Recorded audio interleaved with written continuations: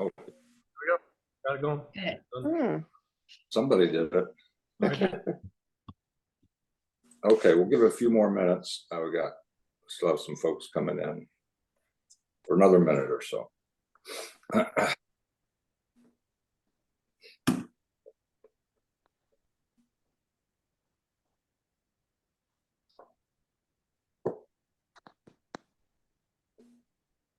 Oh.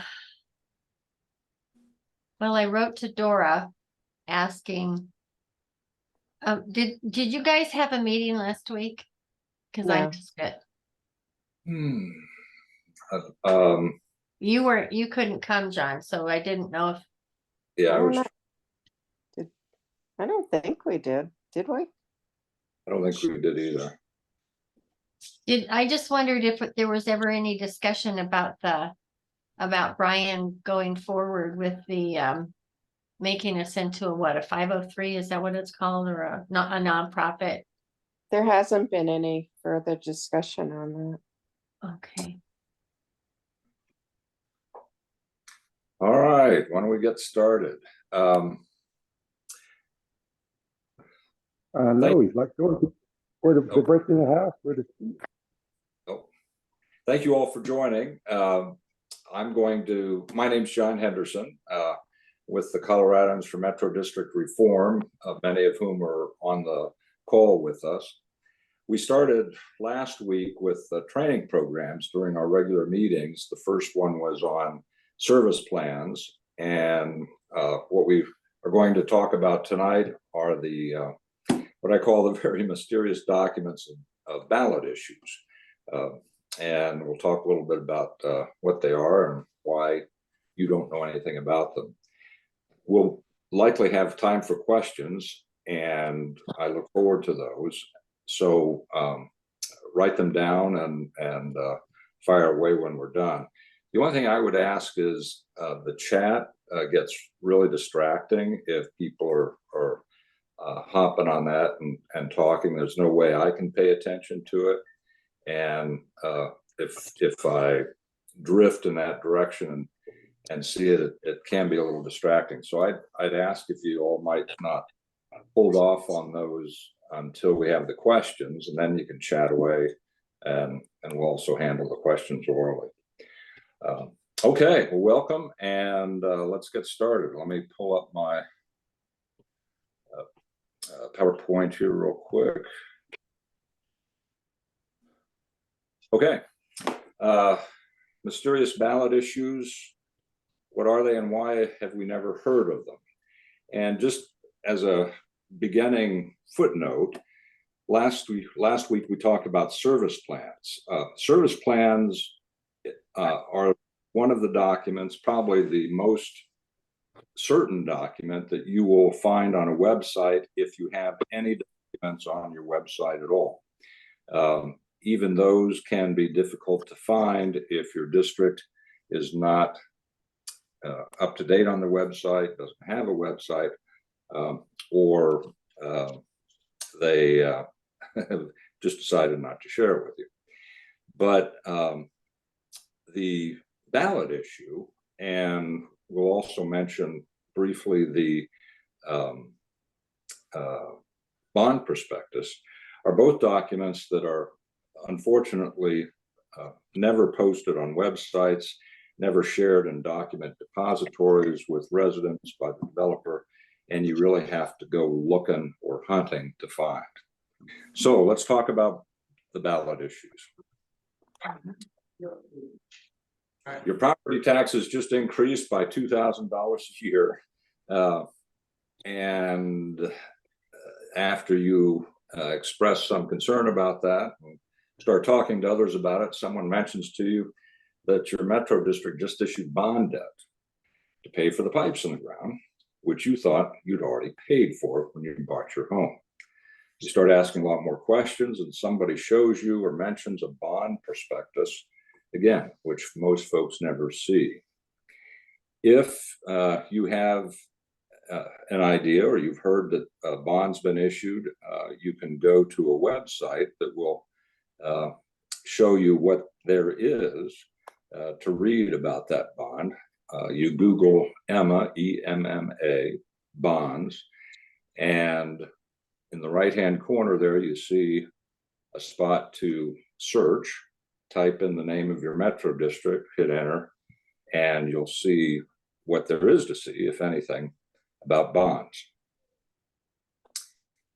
But in our case, we have a bond, and in the example I'll be sharing with you, it comes from Solterra, where I lived, and not uncommon. Solterra was the name of the community. Everybody knows Solterra.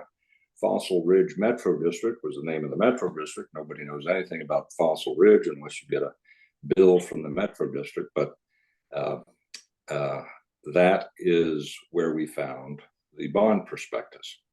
Now, in this case, you can see they issued $33 million in bonds for the Metro District in 2020. Now, a word about these bonds, and I'll do a presentation on bonds later on.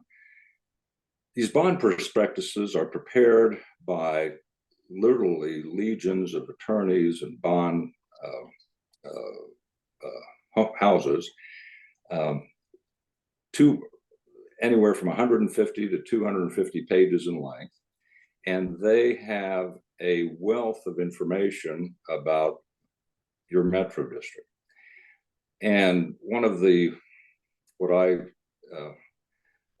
consider to be more insidious facts about metro district abuse is the developer has all this information from these legions of attorneys and accountants about the finances and the governance of metro districts, and they serve it up on a silver platter to the prospective bond investors, the people who are going to be ultimately paying the developers a lot of money through the issuance of these bonds.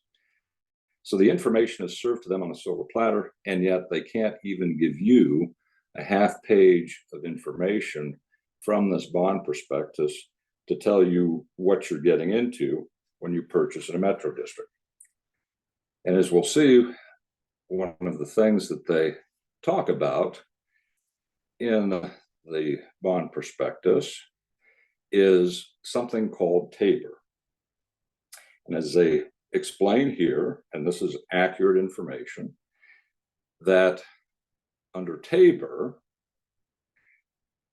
voter approval is required prior to the incurrence of any indebtedness, including bond debt. Quote, the district must have voter approval in advance before any of these bond debts or other debt is issued. And then in the next paragraph, they say, here in our community in Solterra, in an election in 2006, the qualified electors, the voters for each of the districts, voting at that election, approved indebtedness for each of the districts equivalent to $60 million for each of 10 separate categories of debt, for a total, because they add them all up, of $600 million in total debt, with authorization for a maximum repayment cost of count the zeros, billion dollars. So the bond prospectus tells the bond investors who are hungry to invest their money that, number one, under a provision of the Colorado Constitution, the district must have voter approval before they can issue debt. And number two, in this particular community, the voters are thrilled to death about going into debt up to $4.9 billion. And they can't wait to get your, Mr. Bond investor's money and go into debt to pay back that money with lots of interest.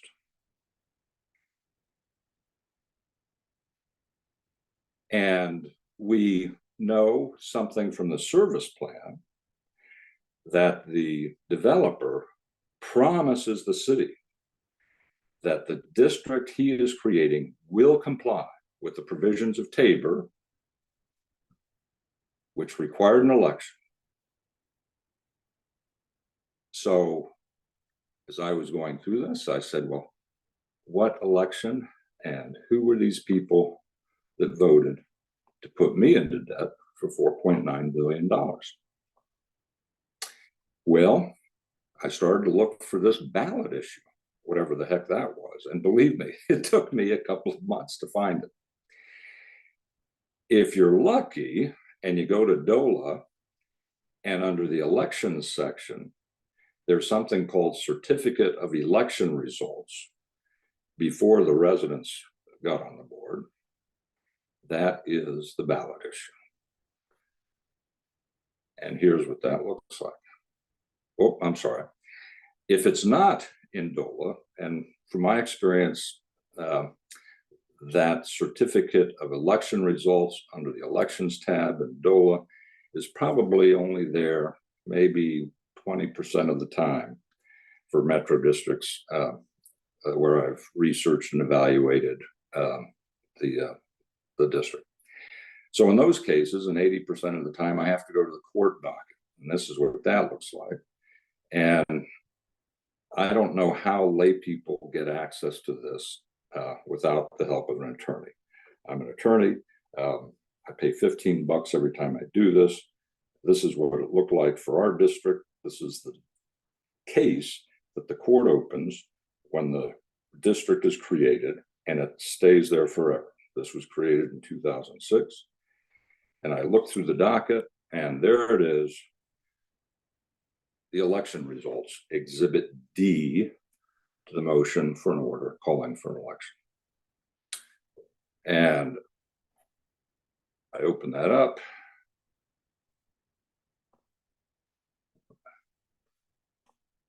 And here's what it looks like. 8 people voted on November 7th, 2006, to put me and my neighbors into debt for $4.9 billion. Who were these 8 people?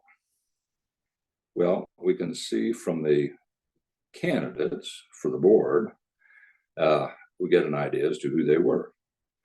All of those people were either employed by Brookfield, Mr. Christopher Brenner, Mr. Thomas Morton, or they were working for those 2 individuals and employed by the developer in some capacity.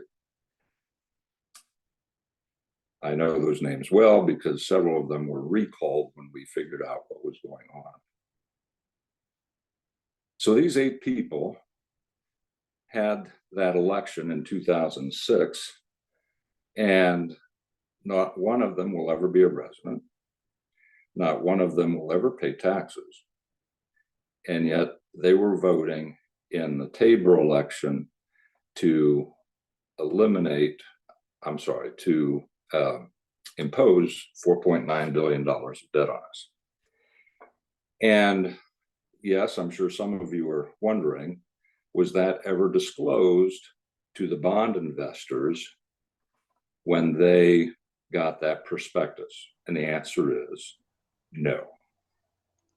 The clear impression from reading that bond is that the voters, the people who live there, who pay the taxes, who pay the fees, voted to go into debt themselves for up to $4.9 billion. And of course, that's not true, because these folks voted. I like to think of them sitting around a table in their developer office eating pizza and voting on these ballot issues, which of course they have an absolute conflict of interest in doing so. So here we have the first page, and the ballot issues continue. Unanimous vote. And the canvassers' signatures, who no doubt we're also voters. And they're voting here for the board members. Now, stepping back for a moment, there are actually two elections taking place here in this first ballot issue. And this ballot issue, this election happens usually a couple of weeks after the city has approved the service plan and started the process for creating a metro district. The next step after approval of the service plan, which we looked at last week, is having an election to finalize that, the creation of the district. And under Title 32, there's only two things that need to happen in that election to organize a metro district. Number one, they have to vote to say they want a metro district. Number two, they have to vote for a board of officers, which they did here. That's all the election needs to do in order to take the next step in the creation of a metro district. The second thing here, which is the most egregious abuse, one of the most egregious abuses, has nothing to do with organizing the district. It is a Tabor election. And in that Tabor election, as we'll see in more detail here in a minute, they do three things. They set a debt authority limit, in our case, $4.9 billion. They set a maximum interest rate for debt that's issued. The third thing they do is they take away all of the residents' rights to vote on debt. You'll recall in the bond prospectus, it stated the law that under Tabor, you can't issue debt unless the residents vote for it. Tabor also says if the residents vote to give up that right and leave it up to, in this case, the board of directors, they can do that also. And that's exactly what they do. And that's why they do it in the very beginning, because there are no residents. Because if they waited until the residents were there, you and I know no resident in their right mind, unless they're working for the developer, would ever vote to give up their right to vote on bond debt and give all of those rights to the developer. So here they are again, 8-0 on all of these ballot issues. And let's get into the ballot issues. The first couple are usually related to the administration, operations, and maintenance costs, what they call O&M, the operations and maintenance. There are two revenue streams, as many of you know. One is to pay for the operations and maintenance, the daily running of the district, if you will, paying to have the lawns mowed, pool cleaned, whatever it may be. The second revenue stream is to pay the developer debt, which, according to the developer, is allegedly there to repay him for putting the pipes in the ground. So the ballot issue first says we're going to authorize going into debt to pay for operations and maintenance. Unanimous vote, 8-0. And here's the mother lode. You saw that long list of ballot issues that were voted on 8-0. I just picked this one because it's all on one page. There were basically 10 of these, and you'll recall they said there were several categories, 10 categories. They were all added up and equaled that total of 600 million and 4.9 billion. So here's one of those before it goes into the bucket with the other 9. And you can see in the first section there, they're voting 8 of them sitting around eating pizza, voting to put the future residents into debt for 60 million, think times 10, 600 million, with a repayment cost of 4.9 billion after these are all added up with the other 9.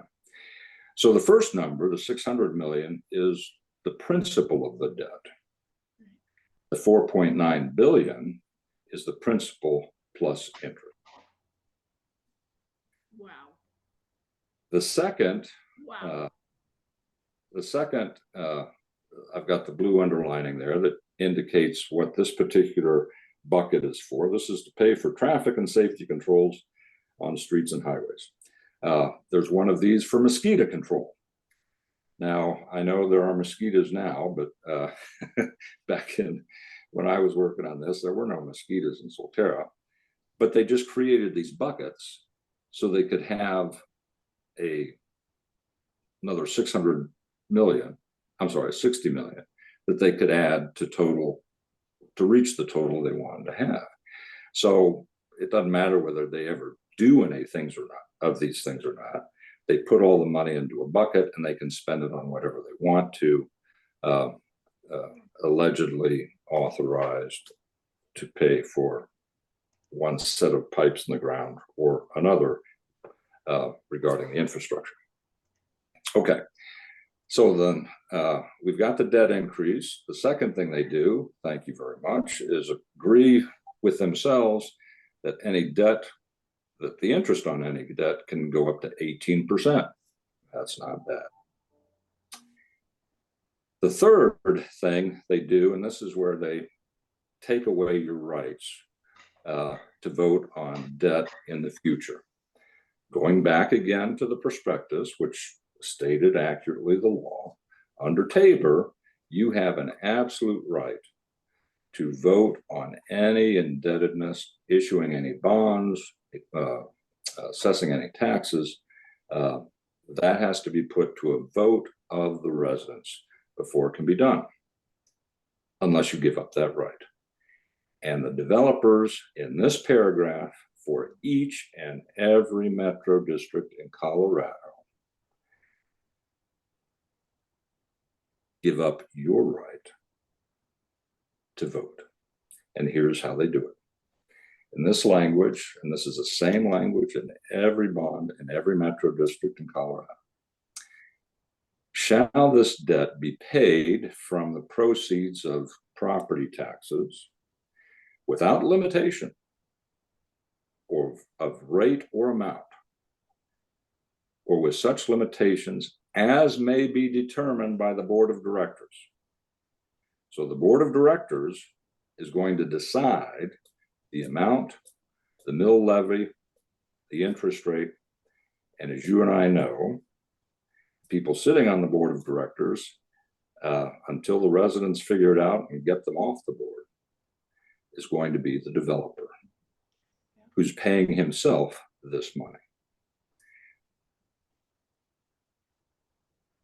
And it goes on to say that this revenue will be used for the purpose of paying the principal, premium, so forth and so on, of any debt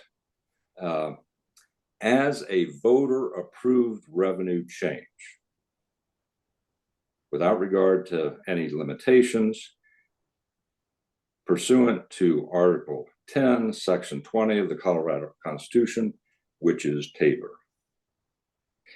So what they're saying here is that when the board sets the amount, sets the interest rate, sets the tax rate, when they do it, it's just as if the voters approved it. And what makes this quote unquote legal under Tabor is because the voters passed this ballot issue. Never mind, no one ever told anybody that the voters taking away this right of the future residents were 8 members of the developers, either family or organization. Passed unanimously. 8-0. So what's the statutory authority for the elections? We talked about the initial organizational election, and the answer is they can do that anytime. Tabor elections, however, can only be done when it's most likely to get the most voters, typically at the November elections, and you find those, the Tabor elections, coordinated with the county, with the statewide or national elections. And as I indicated earlier, why do developers want to have a Tabor election where there aren't any residents? Answer, because there aren't any residents. Right. And when you stop and think about it, you know, that what they're doing when you have a Tabor election is you're setting, in this case, $4.9 billion of debt authority. It's like a credit card limit against a group of people who are going to be paying property taxes, and their homes are going to be the collateral for that debt. And of course you want, in any Tabor election, to have that election when most people are likely to vote. That's the way it's set up. And the way they've manipulated the statute here, the developers are going out of their way, and they do it in each and every metro district, are going out of the way to make sure there's no person who could possibly be voting on this who isn't working for the developer and has an absolute conflict of interest with the very people whose money is going to be paying this debt. Title 32 allows this, but there's an argument that that provision violates Tabor, and in any event, it can be and should be prohibited by cities or counties at the time they approve metro districts. Here are those statutes. Organizational election. This is the only election that has to take place when you create a metro district. You vote to create it, and you vote on your board of officers, period, end of sentence, end of election. But that's not what the developers are all about. They want to have a Tabor election. This statute describes the different kinds of elections that special districts can have. A regular special district election, a special district election. The ballot issues I've circled in red may be held only on the date of a state general election, biennial local elections, or on the first Tuesday in November of odd numbered years, when most people are likely to vote. And then in green, the only election that needs to be held when you're creating a district, and that can be done anytime the judge sets the date. This section of Title 32 talks about the ballot issue as part of the financial powers that are authorized to metro districts. This is the title of the chapter, excuse me, and here's the detail of the relevant section. As I say, there's an argument that this violates Tabor, and in any event, the authority here should be checked by the city or the county when they're authorizing the creation of the metro district. But here's the elements of it. Whenever the board determines, of course, in our cases, what we're concerned about is a board of developers, that it's in the interest of the special district and the public interest. Well, already we have a problem, right? Because the interest of the developers in issuing this debt, which they're going to pay to themselves, is in direct conflict with the interest of the people who are going to pay that debt, the residents. Goes on to say, if it's going to require the creation of a debt, and there's going to be an election held for that purpose, it must comply with the voting statute I showed you earlier, showing the different kinds of elections and when they must be held. Then we get to the important part. If the issuance of the general bonds is approved at an election, well, you see what they did, right? They voted in the Tabor election to approve the bond authority up to $4.9 billion.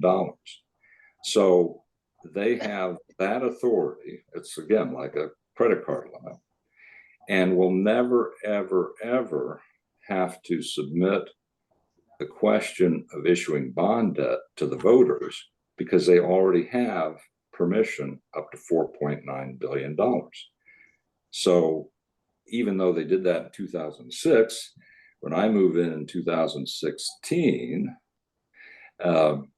and I'm saying, well, wait a minute, why didn't we vote on that in 2020?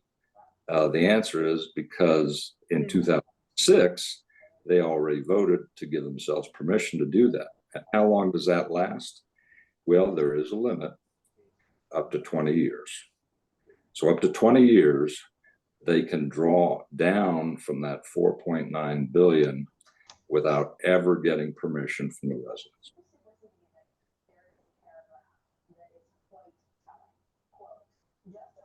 What can we do about it? Well, the answer is simple.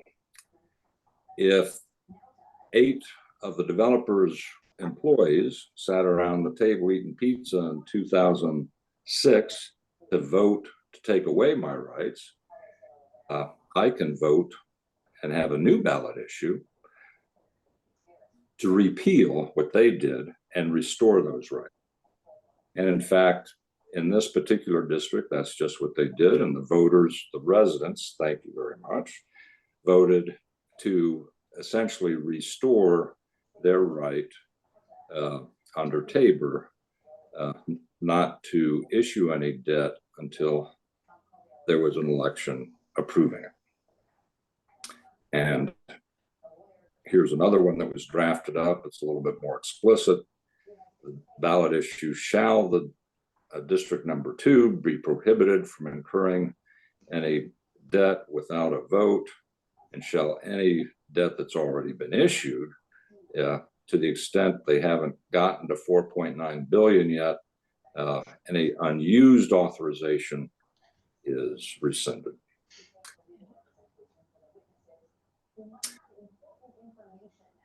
Questions?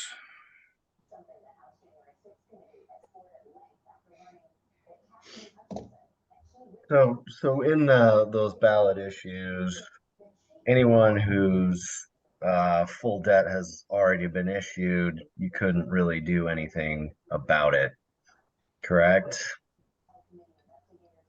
So in the last example that you had of the citizens saying we're gonna, take back your ability to spend more money, if the money's already been spent, there's not much you can do about it at that point, right? If the bond's already been issued in the full amount that they allow. Yeah. That's a great question, and the answer is it depends. In another session, I'll talk about the different kinds of bonds that are issued, right? The one I showed you from Solterra was a standard public issue bond that's probably being held by some Illinois teachers union somewhere as one of the bond investors. What we're seeing an awful lot of, however, are bonds that fall far short of that level of public issuance, if you'll allow me to use that word. For example, dealing with a district today where the bond quote was issued, but there's no paperwork. Right. If you go to that Emma website I told you about, and you look up the bond, there's nothing there. In some cases, there's just a budget from the latest year.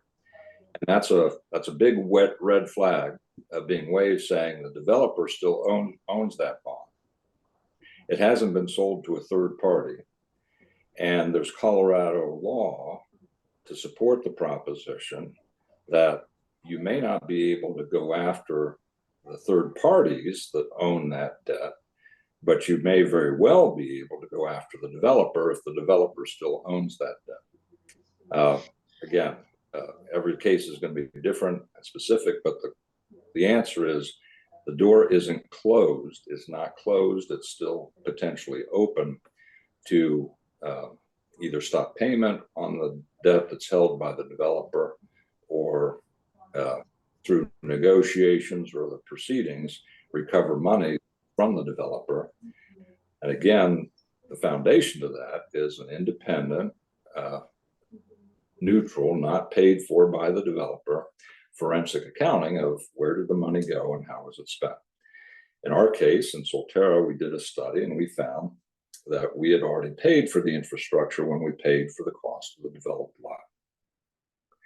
So if we paid the developer twice for the same pipes in the ground, arguably there's a claim that we would have against the developer for that overpayment. But at any rate, so yeah, the answer is it depends, and it all goes to what's the quality of the bond. Doesn't have anything to do with the ballot issue. The ballot issue is there and can be repealed. But to your point, if you repealed the authority that is now locked into bonds held by third parties, that would be problematic. So in the case that I showed you, they're going to address that later on, and took the initial step of repealing any additional authority going forward.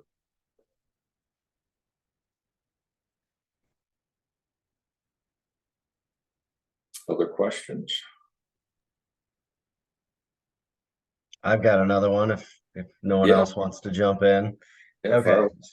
So I just got on Emma's website for the first time today. I talked to the trustee of our metro district. We've got a depository bond, a DTC. And he said, you know, it's all on Emma's website as to who purchased or who's an investor in that depository bond. Is there a place on the Emma website where you specifically go to look to find that information? No, you can, you keep hitting on the links and you'll see when the bonds were purchased, and it will describe, but it won't identify. Okay. It's not helpful at all. But excuse me, under the indenture, which is the document that essentially creates the relationship, financial relationship to pay that bond, that indenture requires the trustee to maintain a list of all of the folks who purchased the bond. So it's the trustee who has that information, and they have an obligation to disclose that information to the board at their request. And that language is in the indenture. If you get a copy of it, I can show it to you. But yeah, the person who has that information and who has the obligation to disclose it to you is the trustee. Okay. And I mean, again, he made this depository bond sound like we put it out there. How do I want to say this? You know, some company or corporation basically bought it, and then they went out and they brought investors in, is my understanding. So he said, yeah, we put it out there like this, and then other people. So we've done our job by putting it out in this depository bond form, and then other people kind of come in and they're the investors. And he said, I don't know who those people are because we did it. You know, we put this depository bond out, and then other people come and invest in that. the Yeah. gist of what he told me, I think. Yeah, yeah. Well, again, I can work with you on it, but it's like anything else, you follow the money trail or the paper trail and see where it leads you. In one case that I researched, you followed the paper trail, and Google's wonderful. You just Google names, and it turns out that the company, the ultimate company, after you followed the different names and the different paper trail, the company that owned the bond was the developer. He just organized another company. Sure. The agent for that company was the developer. Okay. So, But so in our case it's $14 million. So when they go down to UMB Bank and say we want to do a $14 million bond, the bank says, okay, here's your $14 million, and they give the $14 million back to the developer, right? And then they put the bond out there, and then investors come in and make the interest off the bond that we're paying. Do I have that right? yeah, I mean, and keep in mind that a lot of times what happens, and it sounds like what may be happening in your case, is they basically get a letter of credit, right? They've got $14 million allocated from UMB Bank, and the developer draws down on that. Okay. Where you see that, one of the red flags for that is when you have your repayment schedule. Oftentimes in the audit or in the budget, the accountant will say, we really can't calculate the repayment schedule because, and they use some opaque language, and basically what they're saying is because it's a drawdown bond and it depends on how much the developer took out last month or takes out this year. And then oftentimes there's no payment on the principal. You're just kind of paying with the interest. So yeah, it's again, need to get into the weeds with the documents and follow the money. Charles Wolfenberger is a good one to help with that. And whoever you have, you've got to have absolute trust in them, because as we found, so many of the managers or the accountants are all feeding at the developer trough, and they're going to blow smoke and obstruct if there's an opportunity. Okay, thanks. Yeah.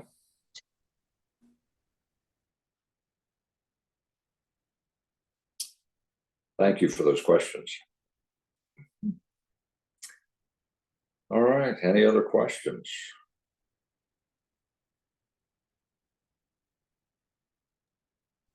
How would we get a copy of the bond? Hi, John. Oh, hey, Evelyn. How would we get a copy of those? Yeah, so again, you go to EMMA, EMMA bonds, just Google it. And the first one that pops up is the site. You click on the site, and in the upper right-hand corner is a search box, and just type in the name of your metro district. And then you keep hitting the links on the bonds until you get to the document. But if you're having trouble, just give me a call. I can help you with it. Okay, thank you. Yeah, of course. Hey, John. Yo. I have a question. About 6 years ago, at one of my first Metro District meetings, they were making my head swim with all the bond issuance and reissuance at 8 and 10 and I think 13%. And they talked about, and I don't remember the first terms, I'm going to say primary bond, principal bond. And then they talked about junior bonds, issue C, and subordinate bonds, issue B, blah, blah, blah. So what are the subordinate bonds and junior bonds all about? And they would have been issued about 10 years after the formation of the initial Metro District, with that huge bond Tabor thing that you described earlier. Yeah.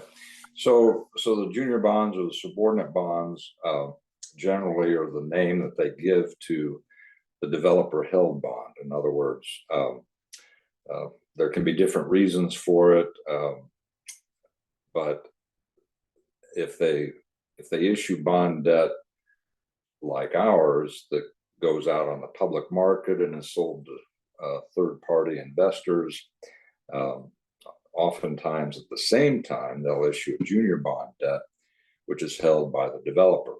And we had a perfect example of that during the legislative hearings out of Flying Horse, where they issued both together, and I did a side by side of the repayment schedule.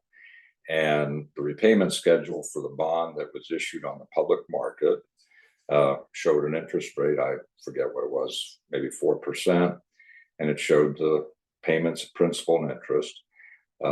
And then right next to it was the payment schedule for the subordinate or the junior bond that was held by the developer at an interest rate of 7%.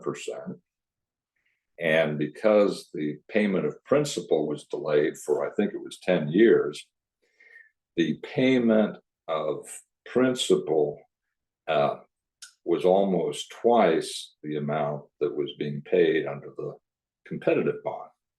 And all of that was going to the developer's pocket. In other words, the developer was paying himself through our pockets the principal and the interest, and he set the interest rate of 7%.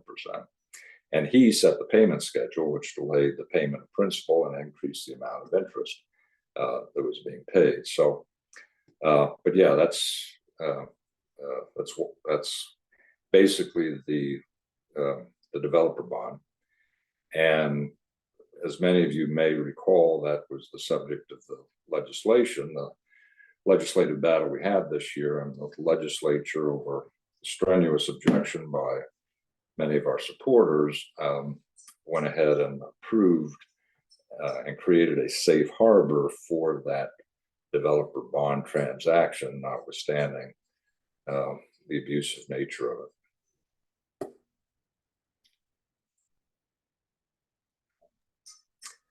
Well, I could. Thank you. Follow-up question to that.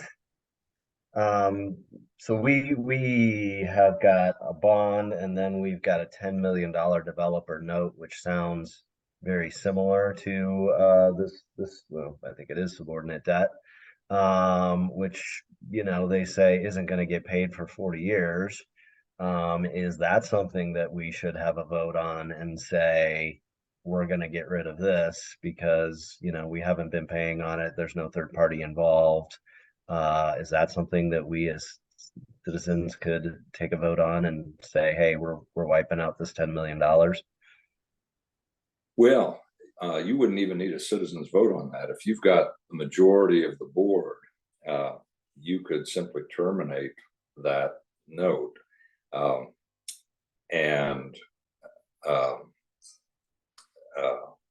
Again, you'd want to talk to your attorney about it and work it through with your manager / accountant who's loyal to you, not the developer.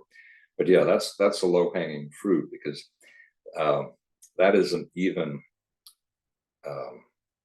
doesn't even rise to the level of a bond, if you will. It's just a, you know, it's an agreement that the developer entered into with himself that you all would pay that, and you didn't agree to that. And you know, if there's an accounting and it shows he's not entitled to any more money, then yeah, you know, that would be a reasonable thing to consider, would be terminating that. Yeah. That agreement. What's your metro district? I'm up in Loveland, it's Eagle Brook Meadows. And did you get a new attorney and a new accountant? Not yet, but we're talking about it. Have We you just talked kinda- to Charles Wolfersberger yet? I spent 2 hours on the phone with him the other day. So Okay. yeah. So the developer contributions that they're putting in right now, I think they're tacking on to that $10 million developer note. And because, you know, out of the goodness of his heart, he really wants to see our neighborhood succeed, He's been giving Yeah. us this money, but I believe it gets tacked on to that $10 million, and it, what did it say? It didn't come. I think they said it disappears after 40 years, but Yeah, and I think the key is you've got to take that action before they formalize and get a third party involved. mhm. Like if they were to take that and go get a bond on it, then you're SOL. So, you have to do that quickly. Okay. Yeah, there'll be an agreement, you know, when you're in one of those agreements that we've talked about. There'll be an agreement that basically says whenever they make an advance, it's essentially a loan, and you're paying interest on it in addition Mhm. to, you know, that's, you know, that they did that to us all the time, and tracking 11 years back, and they laughed at us after we recalled them and were negotiating what we really owed them. They laughed at us and said, you know, this loan that we gave to you beginning in 2006 has so much interest, you won't even begin to be able to pay part of that interest, never mind the principal. So just pay us what we tell you to pay us. So yeah, you know, that's one of the games they play. They create this loan through an agreement with themselves, establish an interest rate. In our case, it was 6%. We had, I figure it was like $60 million in interest, and it was still growing on a debt of $31 million. So it gets kind of silly after a while. In any of these votes, in our case, we've got 4 neighbors on, we've got 3 different districts. Again, the neighbors are on District 2. Number 1 is the controlling district. Number 3 is the funding district. The money flows through 3, and that's where nobody lives still. So on any of these votes, it would be all 3 of the boards, all 3 of the districts voting on any of this stuff, right? Well, no, that's where you need to really begin to you know, claim your own territory, if you will. So in our case, we had 3 districts as well. Number 1 was the master district, and 2 and 3 were the resident districts. And so the goal was to take over the resident districts and then terminate our relationship with the management district and keep our own money and decide for ourselves how that money was going to be spent. I'm stating this in the, you know, lay terms. There's a legal aspect to it, but in essence, those agreements that we've talked about, where the developer agrees with himself that the resident districts will pay him tax revenue, you know, just to put a point on it, aren't worth the paper they're printed on. They're unenforceable. They fail to meet basic contract elements. Now, there's been some litigation about this, and it'll probably go on for another 5 years before it's finally resolved. But at the end of the day, I'm confident that once a judge gets the full picture and understands what's really going on, I can't imagine a judge enforcing that kind of agreement. I can't enter into an agreement with myself that you owe me $100. The developer who has a conflict of interest with you can't agree with himself that you're going to pay him all of this money and expect to be able to enforce that. So you know, one approach is you terminate the agreement that says you have to pay all your money to the developer, negotiate out whatever arrangements you want that are going to serve your residents' best interest. If you need the developer to do anything or on a short term as part of a transition, but short of that, you need to sever your relationships and represent your people and excuse me, renegotiate if necessary any relationships with others. Now, it gets a little more interesting if you have 2 resident districts and 1 developer district, and one of the resident districts has issued all the debt, and the other resident district that hasn't issued any of the debt, is the one that now has the resident board. You have to work through that with the residents in the other district. If there aren't any residents there yet, then you're going to have to figure that out. But the short answer is the developer wants you to keep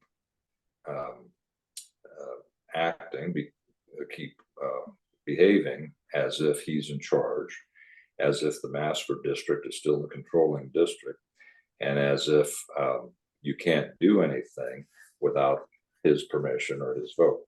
And that's where you need to change the dynamic. You can still have a relationship with him if you need it, but it has to be defined on your terms, what's in the best interest of your residents, because right now everything's defined in terms of what's in the best interest of the developer. And the residents on the board have a fiduciary duty under the statute, a fiduciary duty to their people, to their residents, to the people who vote for them. The manual says you have a fiduciary duty to the district. No. And they cite the statute. You read the statute, and it says, as you would expect it to say, you don't have a fiduciary duty to the district created by the developer. You have a fiduciary duty to the people who elected you. Yeah, that's what I would expect and how I see myself as a board member. The management company doesn't have any sort of fiduciary duty to anyone, do they? Or do they have a... They're not elected. They're a vendor. Yeah. They're hired. They may, if they're accountants, they may have some professional ethics, but what I've seen. That's where Charles comes in. He's been going in and helping a lot of these districts by being their management company. And yeah, he only works for resident boards. Right. Who is your management company right now? Pinnacle Consulting Group out of Loveland. Pinnacle. Let me look that one up. Yeah, they're one of the big ones. I'll bet you they're one of those that were on that 4 pages of logos that was submitted to the They are. They're Speaker of the House, right? They're supporters of the MDEC. Yeah. All right, other questions on the presentation? I don't think I could have done that good a job in explaining it, but feel free to reach out to me if you have any questions and follow up. If you don't know already, everything we do is volunteer, so I spend a lot of time every month evaluating districts for folks, and happy to do that. There's no expense, and I'll go through the documents with you, go through your documents with you, and help you get from point A to point B and regaining control over your own purse strings. All right, if there aren't any questions, we'll have a meeting next week and have another business meeting. Wait. I didn't want, did Evelyn leave yet? No, I needed to talk to the ones that were willing to volunteer to help with the project. And I just wanted to mention that I'm going to try to develop some anecdotal stories from each of you to have in a book to, about your own personal story in your own metro district to use with legislators.